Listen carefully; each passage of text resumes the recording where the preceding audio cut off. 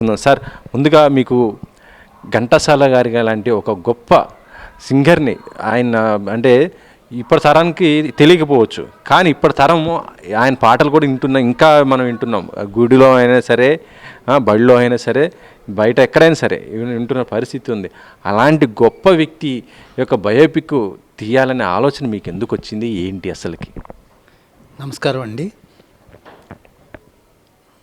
ఘంటసాల అంటే పాట, అది అందరికీ తెలుసు. కానీ నెమ్మదిగా ఆ పాట నెమ్మదిగా అంతరించుకునే దశ వచ్చేసిందండి. ఈ మధ్యన మీరు చూస్తూ ఉంటారు, సినిమాల్లో పాటలే కరువైపోతున్నాయి. ఆ సందర్భంలో ఏంటంటే, ఆ రోజుల్లో ఒక మహాగాయకుడు ఉండేవాడు, అమరగాయకుడు ఉండేవాడనే ఆయన్ని చరిత్రలో నిక్షిప్తం చేద్దామనే ఉద్దేశంతో ఈ కార్యక్రమం తలపెట్టవలసి వచ్చింది. నెమ్మదిగా కంప్లీట్ చేయగలిగాను.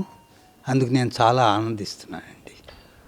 సార్, ఇక్కడ బయోపిక్లు అంటే చాలామంది సినిమాలు వస్తుంటాయి. మనం చూస్తున్న పొలిటికల్ బయోపిక్లు, లేకపోతే బిజినెస్ మ్యాన్లు, ఇవన్నీ చూస్తుంటాం. సినిమా నటీనటులు కూడా వస్తున్నాయి. కానీ ఘంటసాల గారు ఏంటంటే ఆయన ఒక లెజెండరీ సింగర్. అలాంటి సింగర్ యొక్క బయోపిక్ అంటే ఆయన స్క్రీన్ మీద ఆయన చూడలేదు, కానీ ఆన్ స్క్రీన్ మీద ఆయన యొక్క గాత్రాన్ని మనం వినటం జరిగింది. మరి ఎలా చూపిస్తున్నారు అసలు?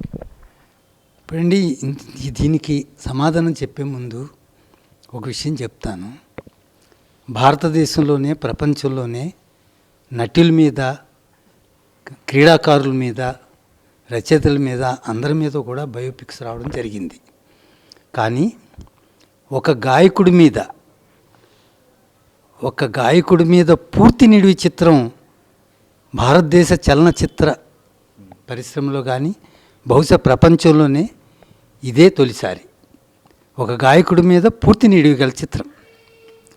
ఆ ఘనత, ఆ ఖ్యాతి ఘంటసాల గారికి దక్కింది. అది తీసే భాగ్యం భగవంతుడు నాకు కల్పించాడు. మీకు ఎందుకు ఆలోచన వచ్చింది సార్? ఘంటసాల గారి పైన మీరు ఎందుకు తీయాలనుకున్నారు? అసలుకి ఏంటి అసలు? ఘంటసాల అంటే, ఆయన పాట అంటే నాకు ప్రాణం అండి. నేను గాయకుడిని కాదు, అలాగే లిరిసిస్ట్ని కాదు, కానీ ఆయన పాట అంటే మటుకు తన్మయం చెందుతూ ఉంటాను. ఆయనకి అటువంటి గాయకుడికి ఏదో చేయాలని ఒక తపన. అంటే ఆయన రుణం ఎలా తీర్చుకోవాలి? ఇంతకాలం ఆయన పాటలు వింటూ, ఆయన పాటల మీద బ్రతుకుతున్న వాళ్ళందరూ కూడా చాలామంది ఉన్నారు. ఆయన రుణం తీర్చుకోవాలా. ఇంతకుముందు నేనేం చేశానంటే అండి, 555 సాంగ్స్తో ఘంటసాల పాఠశాలని ఫస్ట్ టైం ఆల్ఫాబెటికల్ ఆర్డర్లో నేను చేశాను. అది అది బ్లాక్ బస్టర్ అయిందండి, విపరీతమైన సేల్స్. అంతటితో నేను సంతృప్తి చెందలేదు, ఇంకా ఏదో చెయ్యాలి. ఇక్కడ ఘంటసాల గారు కూడా కొన్ని వేల పాటలు పాడిన తర్వాత, ఆయన ఎందరినో సంతృప్తి చెందిన తర్వాత నేను ఎన్నో పాటలు పాడాను, అందరినీ కూడా సంతృప్తిపరిచాను. కానీ నాకే ఏదో అసంతృప్తి, ఏదో చేయాలనే అందులోంచి పుట్టిందే భగవద్గీత.